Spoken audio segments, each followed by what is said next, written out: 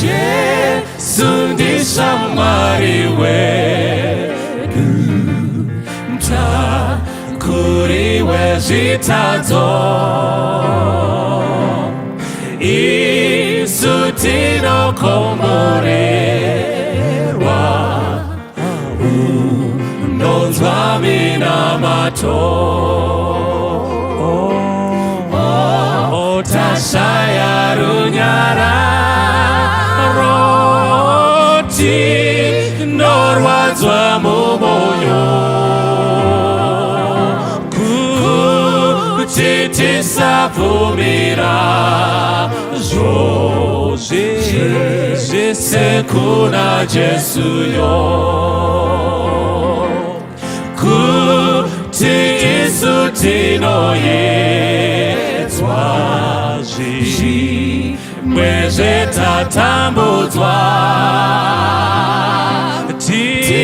tisarasa rudaviro namata kuna Jesu ndiye shamwari wedi kokutakura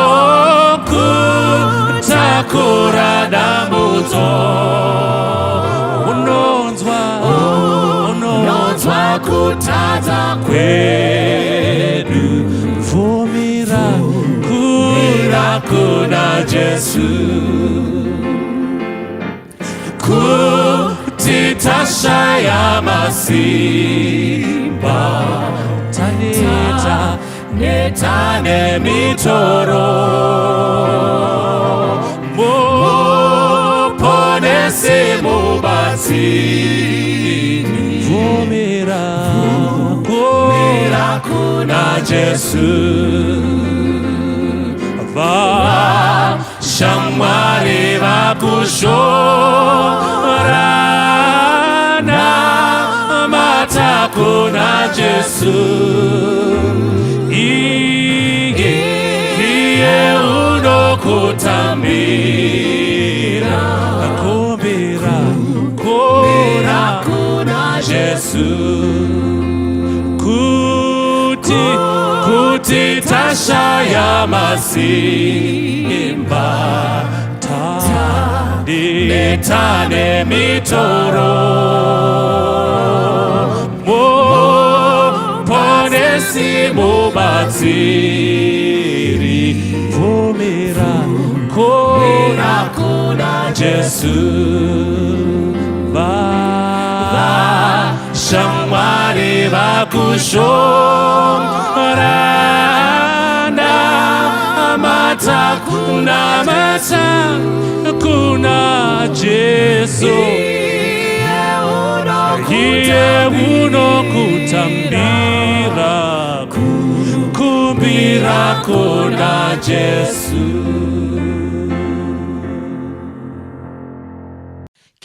Kitepile Jesu fela kienalifika laka kekeka itepabuna kitepile yena fela Jesu Christe kilifika hote utafika hote utafika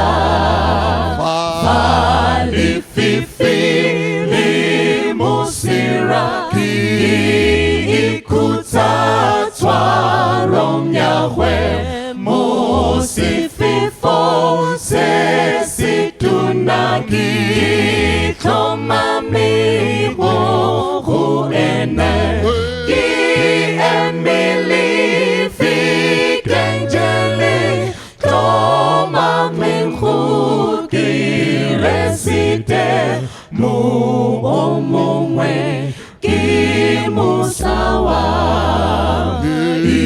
Isifungo Siklinile Ulabo Abantembile Nanglamina Tangele Jesu ngisamthembile, Jesu Kristu litwala konkunye kuzodlula, konkunye kuzodlula. When he shall come with trumpet sound, oh may I then in him be found, letting his righteousness alone, faultless to stand before the throne. On Christ the solid rock I stand, all other ground is sinking sand, all other ground is sinking sand. Makadini sangano dzvene raMwari, mufaro wangu kutaura kwamuri panguva ino tichidzidza zvakare zvimwe zvaJesu. Pazuva ranhasi musoro wenyaya unotiwo Rwizi Jordan mumazuva edu, River Jordan mumazuva edu. Toda kutsvaka kubva mukati meshoko raMwari kuti Mwari anoti kudini mumazuva edu. Takatarisana neRwizi Jordan. Rwizi Jordan tinorwana pakawanda. Ndirwo rwizi rwakabhabhatidzwa Jesu. Ndirwo rwizi zvakare apo Prophet Elisha akatuma Army General Naaman kuti enda undogeza kanomwe muna Rwizi Jordan.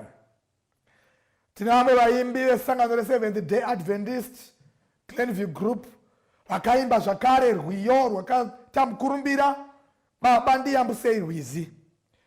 Ndiri kuti kudini? Ndiri kuti Rwizi Jordan rwizi rwakajairika kurwunzwa, uyezve rwizi rwakajairika mukati meshoko raMwari. Asi pazuva ranhasi musoro wenyaya unotiwo Rwizi Jordan mumazuva edu. Tichada kuverenga kubva kubhuku raJoshua chapter 3. Tichange tichidzidza kubva pavhesi number 1. Ndichaverenga ini kusvika pavhesi number 5. Vhesi number 1 inotiyo: zvino Joshua wakamuka mangwanani, vakabva Shitimu vakasvika paJorodhani, iye nevana vaIsraeri vose. Vakavatapo vasati vayambuka. Mazuva 3 akati apera, vatariri vakapinda napakati pemisasa. Vakarayira vanhu vakati, kana muchiona areka yesungano yaJehovha Mwari wenyu navaprista vaRevhi vaitakura, munofanira kusimuka pamugere mutevere. Vhesi number 4. Asi munofanira kusiya nzvimbo pakati penyu nayo inosvika makubhidi anenge zviuru 2. Regai kuswedera kwairi kuti muzive nzira yamunofanira kuenda nayo, nokuti mugere kumbofamba nayo. Vhesi number 5. Zvino Joshua akati kuvanhu, zvinatsei, nokuti mangwana Jehovha uchaita zvinoshamisa pamberi penyu. Vhesi number 6 inobva yaenda mberi ichitaura kuti zvino Joshua akataura navaprista akati, simudzai areka. Dai Mwari angakomborera kuverenga kweshoko rake munguva pfupi yatinayo. Nati musoro wenyaya unotiwo Rwizi Jordan mumazuva edu. Seiko tichitsvaka Rwizi Jordan mumazuva edu? Seiko tiri kuda kudzidza pamusoro paRwizi Jordan mumazuva edu? Seiko muparidzi pazuva ranhasi ari kutaura iye kuti Rwizi Jordan mumazuva edu? Rwizi Jordan rwayera rwakosha. Maka ndeyei pavakayambuka Red Sea vakanga vasati vasvika mubiravira rePromised Land inova Canaan. Asi pavakasvika paRwizi Jordan vaifanira kungoti kuyambuka Jordan vapinda muPromised Land. Saka musoro wenyaya unotiwo vana vaMwari, Rwizi Jordan mumazuva edu. Cherechedzai chinhu ichi: pavakanga vatarisana naRwizi Jordan, Joshua haana kuita speed nevana vaMwari. Bhaibheri inotiro vakazorora vakavatapo 3 days. Now kana uchidzidza number 3 is the number of God. God is the Father, the Son and the Holy Spirit. That's why Jesus achiti ndichaputsa nekuvaka temple in 3 days. Cherechedzai chinhu ichi vana vaMwari. It is the number of Trinity. It is the number of Godhead. Inoreva zvakare completeness. Kana tichidzidza pamusoro paMwari. Saka zvaitsvaka vana vaMwari kuti vanhu vaMwari vazvinzvere vasati vayambuka River Jordan. But kuti vachaiyambuka sei hapana aiziva. Nokuti Bhaibheri rinotaura pachapter 3 nechapter 4 kuti rwakanga rwakazara ende yakanga iri nguva yekukohwa, saka rwaifashama, yakanga iri rain season, saka vakagara mimisasa yavo vaiti vachibvunzana vachiita nyaya panguva dzerubvunza vaeni, tichayambuka sei Rwizi Jordan. Madhara akanga ane kutenda aibva ati aiwa musanetseka, mayambukire atakaita Red Sea Mwari anogona kuzviita zvakare. Saka don't worry my family, he will do it again. Vamwe vobva vabvunza, yes he will do it again, but Moses hapasisina, ndiyeka aiva netsvimbo yaiti ikananga mvura yaipatsana. Vakaita kubvunzana, but sangano raMwari nevanhu vaMwari vakateerera. Regai ndikuudzei, Mwari wedu hasi kuzopererwa nemazano. Tasvika paRed Sea, musanetseka neCovid-19, zvichapfuura vanhu vaMwari, handiko kuguma kwenyika. Mwari wedu hapererwi. Yakambouya Spanish flu ikapfuura, neyo Red Sea neimwe nzira yakambouya ikapfuura, mhando dzenhamo dzakambouya dzikapfuura. But vana vaMwari ndiri kutaura zvaRwizi Jordan mumazuva edu.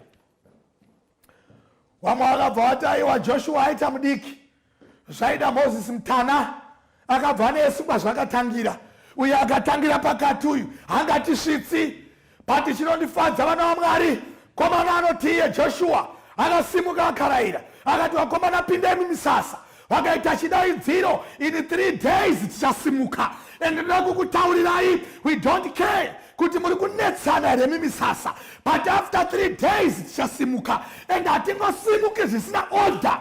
Mukaona areka yaJehovha yesungano yasimuka, zirai kuti resitava kusimuka. Areka yaJehovha yaiva neiko vana vaMwari? Ndiyo ka areka yesungano yakanga ine 10 commandments. Kureva kuti vaisimuka vakatungamirirwa nemutemo waMwari, yaireva presence yaMwari. Hatigoni kusimuka mukuru asina kusimuka.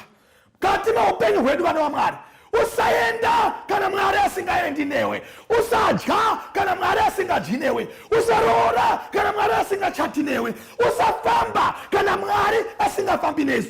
Problem yedu tiri kuchema tichisiya Mwari, tiri kuisa maproblems pamberi, tichisiya Jehovha wemaproblems.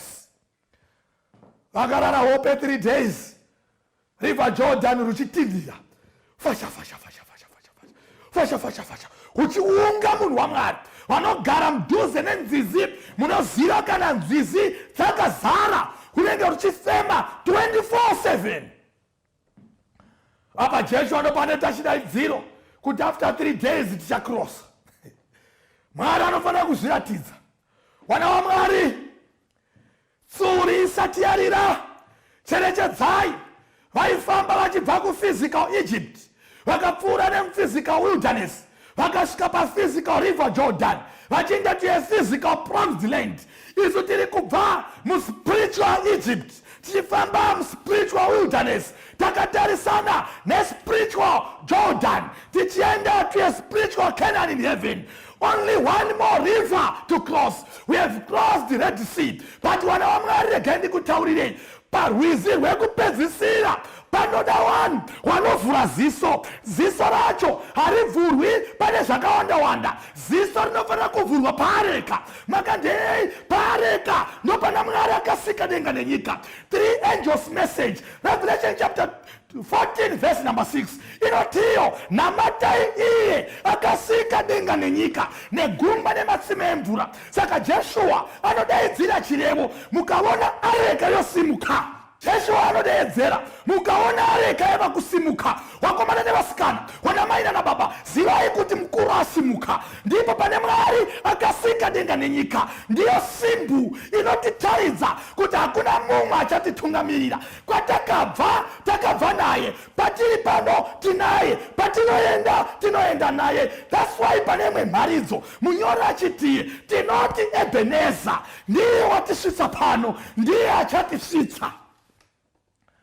Tinosvika nemukuru hapana achapinda neback door kupromised land, hapana achapinda neback door. Patinoenda kumusha areka kusimuka kwayo yakanga risingori box raiva nezvaishamisira asi raiva box raiyera rakanga risingafaniri kusvipa padhuze naro, raiva box raitaura presence yaMwari. Chakavagadza 3 days vaiziva hatigoni kuenda kana tiri tega, hatigoni kuenda. Saka seiko iwe munhu waMwari wewe uchirara kubva nhasi kusvika mangwana usina kumbodeedza zita remukuru, usina kutarisa paareka yaJehovha? Ndiri kuti munhu waMwari, tarisaone vanonamata mudzimu havagoni kufamba rwendo rurefu kana rupfupi vasina kukanda bute pasi, vasati vabvunza vari pasi, asi vaunotenda muropa raJesu akatifira pamuchinjikwa. Unoita vhiki mai mwana munhu achirara achimuka achishama n'ai anotozorangarira kuti kuna Jesu aenda kuchechi. Areka iri pakati pedu. Umwe muimbi anonzi mere kana kuti blessing handichazive anoti areka yaJehovha iri mberi, isu tichitevera chidzidzo chiri papa vana vaMwari. Munhu akabarwa nemukadzi hana chaanogona kuita kana areka yaJehovha isiri pamberi pake. We don't care about COVID-19 but tinotanga kuva worried tikapinda muCovid-19 tisina areka yaJehovha mberi. We don't care about AIDS and HIV. Tinotanga kuva worried about AIDS and HIV kana tikapinda tisina areka yaJehovha. Hatina problem economical instabilities vana vaMwari. Makandei tine areka yaJehovha. Areka yaJehovha. Regai nimbobuda pana Rwizi Jordan. Munoziva here? Regai nimbobuda pana River Jordan. Munoziva here vanhu vaMwari kuti even drought kana richiuya panyika arivingi vanhu vaMwari. Mwari agara neplan B nevanhu vake rinovinga vasinganamati. That's why pana chapter 17 ya 1 Kings Elijah anoti declare drought, nyika yose inorwa nenzara asi hana kuzara kana zuva 1 asina chekudya. God had the plan B nemunhu wake. Ndiri kuti munhu waMwari even mumazuva akaipa zvakadai vanotungamirirwa neareka yaJehovha zvakaoma zvinoomera vasinganamati Mwari. Isu tinonamata Mwari, tinoimba we are sailing on with Jesus in the vessel and we don't cry, we don't mama.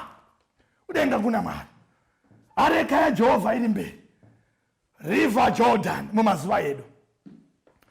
That's why David achitiye pari zvino ndakura handizati ndamboona mwana womunhu wakarurama anonzarara nenzara. Zvakaoma kudaro, vakaropafadzwa vanofamba vachitevera areka yaJehovha. Dati mucherechedze chinhu ichi vana vaMwari.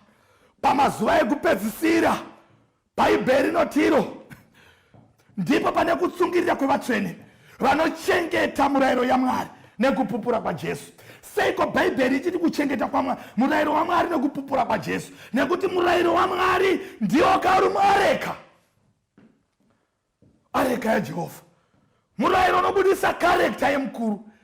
Saka pamazuva ekupedzisira munhu waMwari tisati tayambuka spiritual Jordan tichipinda muspiritual promised land shitimu tatopfuura munhu waMwari tanangana nekuyambuka River Jordan asi hatisi kuyambuka tisingaoni ziso risina kutarisa paareka.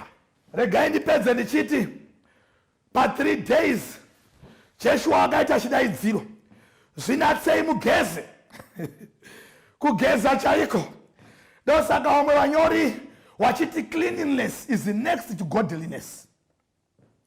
Kuzvinatsa chaiko kuva vanhu vakashambidzika nemisha yakachena nematenzi akachena vachimba vachizvigadzirira spiritually kufasta nekunamata. tisati tayambuka Red Sea munhu waMwari. Areka isati yasimuka, areka yesungano, isati yananga muRed, isati yananga muna River Jordan. Panodiwa spiritual preparation yakasimba kuita inonzi divine fasting. Pane dzimwe shamwari dzinofanira kurambiwa munhu waMwari tisati tayambuka River Jordan. Pane zvimwe zvipande zvinofanira kupedzewa tisati tayambuka River Jordan. Pane dzimwe have dzembanje, pane dzimwe have dzeupombwe, pane dzimwe have dzemadhiri, pane dzimwe have dzehasha nemadhimoni ese anofanira kunamatirwa. Areka yaJehovha isati yasimuka. In 3 days tofanira kupinda pa divine fasting. Tozvichema nekuzvinamatira. Kusateerera vabereki kunofanira kunamatirwa tisati tayambuka River Jordan. Nemhaka yei munhu waMwari? Nokuti nguva yemutsa, probation time, ichakarembera pamusoro pedu just before we cross over. Tisati tayambuka. Pane chinofanira kuitika munhu waMwari. Vatorwa vanofanira kusara. Nokuti areka ichatungamirira cream, a peculiar generation. Wana wa Israeli ndo vachatungamirirwa neareka yaJehovha. Kana usiri muboka iri remakristu, krimu yadenga yakazvidemba nekuzvidambura yakaramba zverino pasi. It might be very difficult for you to join the great association. Vakukrosa 3 days dzakati dzapera. 3 days dzakati dzapera munhu waMwari. Waprista wakasimudza areka. Daudi ubate chinhu ichi munhu waMwari. Areka yakanga isingasimudzwi nepovho, yaisumudzwa nevaRevhi. Ndo vaisumudza vana vaRevhi, dzinza raRevhi ndo vaisumudza areka. Saka munhu wese in 3 days vakanga vangomirira kuti ndinogona kusara. Vaiti wakati tambe tambe wotarisa vaprista action nemovements nemamovements emaprista ndo aidetermine life yevanhu vaMwari. Areka yakasumudzwa. Waprista neareka vakomana vakamendena social distance yakanga yataurwa kuti waone pari nzira yekufamba nayo. Wakati wasvika bhaibheri rinoti iro vanhu vaMwari wakangoti wachiisa tsoka dzavo mumvura, mvura yeRwizi Jordan hanzi yakaita mananda ikakirieta. Patinotaura kuZimbabwe security war kana kuti jurawo ichiita makomo, ichitamba ita nhendesure, ichiita bump jive, ichifashama ichidzokera. Nemhaka yei vanhu vaMwari wamira neareka. Simba rakanga risiri mutsoka dzemaprista, but simba raiva mune chakatakurwa. Presence of God. Kune vaprista wari kunyepera kuti vanhu vaMwari asi vasina areka. Pane macounterfeit aSatan. Ipari zvino vanhu vari kupfeka hembe dzevaRevhi wonyepedzera kunge vakasumudza areka wachirasa vanhu vaMwari. Kana taakundoyambuka River Jordan paakudiwa kuti makristu avhure maziso, not in physical eye or naked eye but spiritual eyes, vachinzvera kubva mubhaibheri shoko dzvene raMwari kuti tichafamba sei, areka yaJehovha tichaiziva sei. Nokuti kana taakundoyambuka River Jordan yakafanana nevamhanyi veresi, ndiye tambo yacho. Varova tambo vahwina tambo ya River Jordan. Saka pari zvino Satani ari kuita mutemarede wembada. Pane matsotsi akasimudza areka ari kuita minana achiti ndiMwari aita minana. Vana vaMwari 3 days dziya tisati tayambuka ndedzekunamatira vaRevhi kuti tikwanise kuona vaRevhi wedenga wakasimudza areka, tikwanise kuona vaRevhi wakasimudza areka. Dzimweni dzenguva tichamhanya neareka yenhema yakasimudzwa nematsotsi. Vanhu vazhinji pari zvino vari kuti yes pastor, yes man of God, yes prophet. There are a lot of false prophets outside there who are masquerading as main servants of God. Tiri pamazuva akaipa vanhu vaMwari, tiri pamazuva akaipa. Tasvika patambo Rwizi Jordan pamazuva edu, Rwizi Jordan pamazuva edu. Skanzi vaprista kana masvika pakati peRwizi hamupfuuri neareka yaJehovha, muchaarega vachipfuura vanhu vaMwari ndo vanopfuura, but vaprista variko mazuva vakabata areka ndo vanotanga kupfuura, vachidhimanda mari dzevanhu, vachidhimanda zvipo kubva kushirikadzi dzakapfirwa nevarume, mari dzakaitwa maricho dziri kundosiyiwa kumatembere, vanhu vachitenga mota dzemhando yepamusoro vachizvidza na man of God. Makandei vanhu vari kutevera areka isiyo, areka yaJehovha. Vaprista vanomira pakati pemvura, vanhu vaMwari vachipfuura vachifara, vachiimba mbiri kuna Mwari nezvaakaita zvikuru. Vakaita vakatifira pamuchinjikwa, marching on and soldiering on in the name of Jesus. We are sick and tired nema-false prophets vari kuranda nekurakasha vanhu vaMwari. Vamwe vanotaura shona bvativo dzinomhanya kwadzinorohwa matumbu. Muri kusiya areka yaJehovha muchimhanya neareka dzisidzo. Areka yaJehovha muri kumhanya nedzisidzo muchisiya areka yaJehovha. Bhaibheri harina rekodi kuti maprista paakasimudza areka vakazopiwa zvipo nekuti minana yakanga yaonekwa. These were just but many servants of the Lord. Mwari achita basa rake rega. But pari zvino tine vaRevhi vakabvutira Mwari chitanda, vakumhanya nedzaMwari kunzi dzipakate handi kudzidziridze chake wekumacha. Mwari achita zvinhu zvake, Mwari achisevha vanhu vake. It's not about saved by people, but it's about God is saving his people. God is saving his people. River Jordan pamazuva edu chava chigume kudya chowafa. Ndakaona pane imwe TV channel munhu waMwari yeWildlife. Kana wakaitarisa pane chimhuka chinonzi wild beast. Kana chaakumigrata, kana nguva yacho yekumigrata yakwana, zvinenge zviri zuru nezuru zvemhuka idzi. Hazvinei kuti mune makarwe, zvinoyambuka nemumakarwe imomo. Inonzi wafa vanodyiwa nemakarwe, vamwe vanofa nestambid nemhaka yei nguva yakwana. Hazvicherechedzi pazvinofamba. But vana vaMwari, Mwari haana kutisiya tichifamba mudima. Hanzi shoko renyu ndiwo mwenje wetsoka dzangu, mwenje wetsoka dzangu. Rimwe zuva Elisha anoti asimudza areka yaJehovha, Naamani akaponeswa. Naamani anoti iye, torai zvipo izvi ndanzi namambo wangu ndizokutendai nokuti mandiporesa.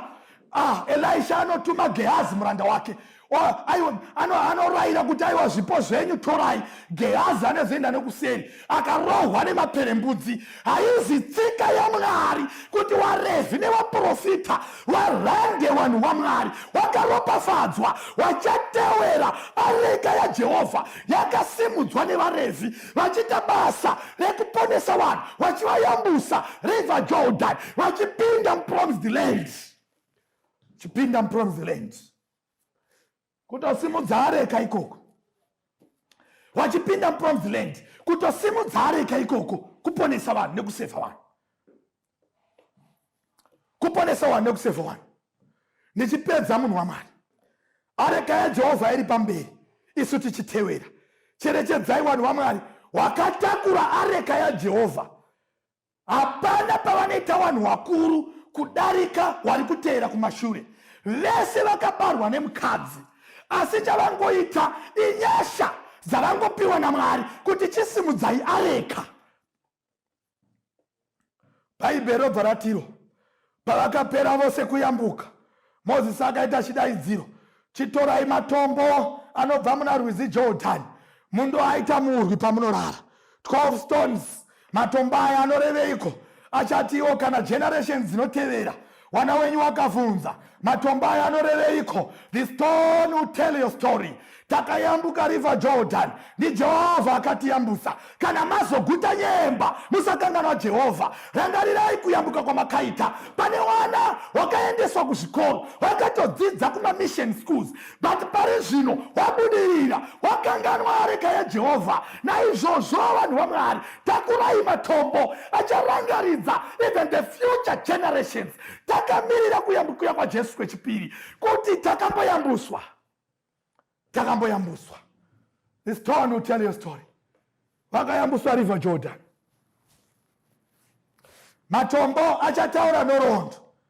Munhu waMwari, ndisati ndakunamatira uri kuona here kamufambiro kari kuita areka yaJehovha. Hatina record yekuti vayambuka river Jordan vakazosangana nerumwe rwizi. Record yatinayo ndeyekuti vakando-occupya nyika yevaKenani, vakaenjoya zvavakanga vapromiswa naMwari. Mwari wedu haregi kuzadzisa zvaakavimbisa vanhu vake. Kana akati anouya, one day achauya. Mwari wedu hanyepi, hanonoki sezvinoreva vamwe. But before he comes, we must cross river Jordan. Tinoikrosa seiko? Tauraiwa nevatungamiriri vemachechi, wafundisi, waprofita, wana men of God, nana papa, wauraya vanhu vaMwari. Instead yekuti vanhu vanamate paareka yaJehovha, ndivo vavakunamatwa nemhaka yekuti ndo vakabatiswa areka. Mwari angarambe akanyarara. Dati ucherechedze muchitendero chako kuti uri kunamata akabata areka here kana kuti uri kunamata areka yaJehovha. Inoreva the presence of God. Mwari ari pakati pedu. Ine mitemo yaMwari yakakwana. Mitemo inoreva kuti God created heaven and earth. Ndiye ega anofana kunamatwa. Hakuna munhu pasi pezuva anofana kundowira patsoka dzapapa, patsoka dzamuprofita, patsoka dzamufundisi ari kuparidza. Asi munhu wese anofana kundowira patsoka dzaJesu. Umwe muparidzi anobva atiye, on the footing of the cross the ground is level. Ropa raJesu rakayerera kufira vaprofita, wana men of God, kufira mafounders emachechi, kufira vafundisi nekufira mamembers nevatendi vose. Izvi zvidhakwa zviri kudhakwa pazuva ranhasi nevari kurova vakadzi. Ropa iri rakateukira naivo kuti naivo nyasha dzikavawana vachatevera areka yaJehovha. Areka yaJehovha mberi, isu tichitevera. Hatigoni kukrosa river Jordan tisina kuisa ziso paareka yaJehovha. Tichayambuswa naMwari. Umwe muimba anotiye, tichati tapinda ngekunamata. Chinotipa simba rekunamata areka yaJehovha, isu tichitevera. Rwizi Jordan pamazuva yedu dakunamatirai. Baba wakudenga, zita renyu ngarinamatwe rikudzwe. Areka yaJehovha yanangana na river Jordan.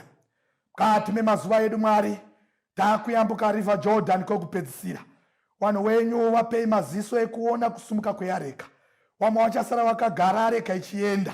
Tikayambuka river Jordan tasvika kumusha. We need and we have to cross this spiritual river Jordan. Dambudziko rataita tapatambo Mwari. Matsotsi abata areka.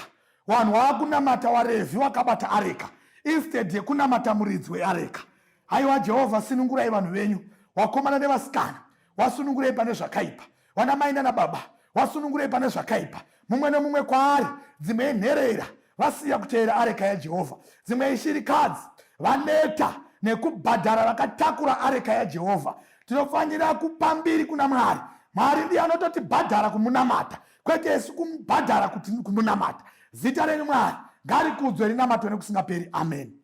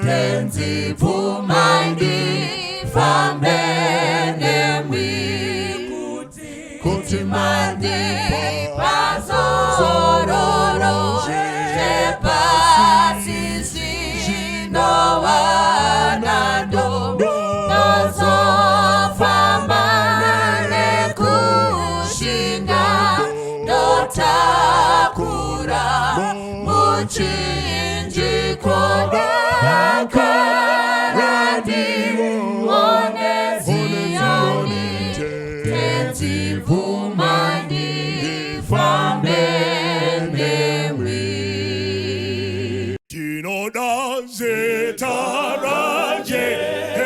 sikikuna amwese rinoza zawe kune hengarino zawe pasi sita rake rino kunda amwese sita rake rino kunda amwese hakuna rimweze hana moyo wasuwa hakuna rimweze hana moyo wofara Hoseta